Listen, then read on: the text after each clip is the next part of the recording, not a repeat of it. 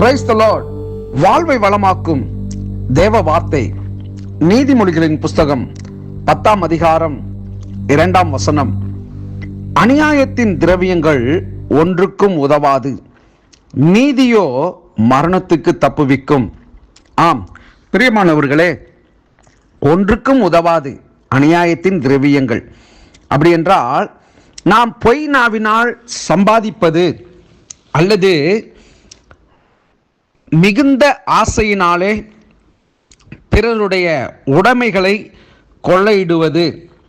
எனக்கு தெரிந்த தஞ்சை பட்டணத்தில் ஒரு ஃபைனான்ஸ் கொடுக்கக்கூடிய ஒரு நபர்கள், அவர்களை குறித்து கேள்விப்பட்ட காரியம், அவருடைய தாய் முதற்கொண்டு என்ன செய்வார்கள் என்றால், உப்பிலே பணங்களை, உப்பு இருக்கக்கூடிய பாத்திரத்தில் பணத்தை அந்த உப்பிலே வைத்து அதை எடுத்து வட்டிக்கு கொடுப்பார்கள். அப்படி அவர்கள் செய்வது என்ன என்று பார்த்தால், உப்பு எப்படி கரையுமோ அதுபோல அவர்களுடைய பணங்களெல்லாம் கரைந்து போக வேண்டும் என்ற எண்ணத்தோடு அப்படிப்பட்ட காரியத்தை செய்வார்கள் என்று நான் கேள்விப்பட்டிருக்கிறேன், நானும் பார்த்திருக்கிறேன்.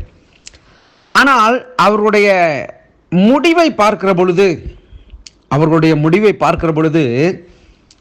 அகோரமான ஒரு நிலை, ஆபத்தான ஒரு நிலை, பரிதவிக்கக்கூடிய ஒரு நிலை. ஏனென்று சொன்னால், அவர்களுடைய எண்ணம் போலவே அவர்களுடைய வாழ்விலும் கடந்து வந்ததான போராட்டங்கள் அல்லது மனிதர்களுடைய சாபங்கள் அவர்கள் முழு குடும்பத்தையும் அப்படியே நக்கி போட்டது என்று சொல்லப்பட்ட வார்த்தையை போல அகோரமான விபத்துகள், பயங்கரமான காரியங்கள் அந்த குடும்பத்தில் நடைபெற்றது. இன்னும் சில ரவுடிசம் அப்படின்னு சொல்லக்கூடிய காரியங்களிலே பிறருடைய உடைமைகளை, சொத்துக்களை தங்கள் பேரிலே அவர்கள் அபகரித்துக் கொள்வது, இதை போன்றதான செல்வங்களை சேர்க்கிறதான கூட்டத்தை குறித்து இந்த வசனம் சொல்லுகிறது. அநியாயத்தின் திரவியங்கள் ஒன்றுக்கும் உதவாது, நீதியோ மரணத்துக்கு தப்புவிக்கும் என்று சொல்லி, இந்த நாளிலே 10:2 ஒன்றுக்கும் உதவாது என்று சொல்லி பார்க்கிறோம். 21ஆம் அதிகாரம் 6ஆம் வசனம் நீதிமொழிகளிலே சொல்லப்பட்டிருக்கிற வார்த்தை, பொய் நாவினால் பொருளை சம்பாதிப்பது சாவை தேடுகிறவர்கள் விடுகிற சுவாசம் போல் இருக்குமாம்.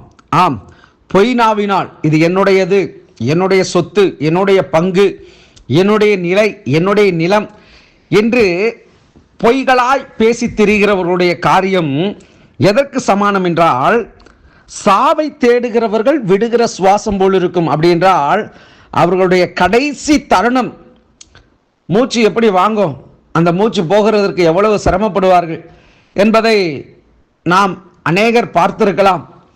அதற்கு ஒப்பிடப்படுகிறது. பொய் நாவினால் பொருளை சம்பாதிப்பது சாவை தேடுகிறவர்கள் விடுகிற சுவாசம் போல் இருக்கும் என்று சொல்லி இங்கே குறிப்பிடப்பட்டிருக்கிறது. இந்த நாளிலே இன்னும் ஒரு வசனத்தை சொல்லுகிறேன். சங்கீதம் 49:10 முதல் 12 வசனங்கள். ஞானிகளும் மரித்து அஞ்ஞானிகளும் நிர்மூடரும் ஏகமாய் அழிந்து தங்கள் ஆஸ்தியை மற்றவர்களுக்கு வைத்து போகிறதை காண்கிறான். தங்கள் வீடுகள் நித்திய காலமாகவும் தங்கள் வாசஸ்தலங்கள் தலைமுறை தலைமுறையாகவும் இருக்கும் என்பது அவர்கள் உள்ளத்தின் அபிப்பிராயம். அவர்கள் தங்கள் நாமங்களை தங்கள் நிலங்களுக்கு தரிக்கிறார்கள். ஆகிலும் கனம் பொருந்தியவனாய் இருக்கிற மனுஷன் நிலைத்திருக்கிறதில்லை, அழிந்து போகும் மிருகங்களுக்கு ஒப்பாயிருக்கிறான்.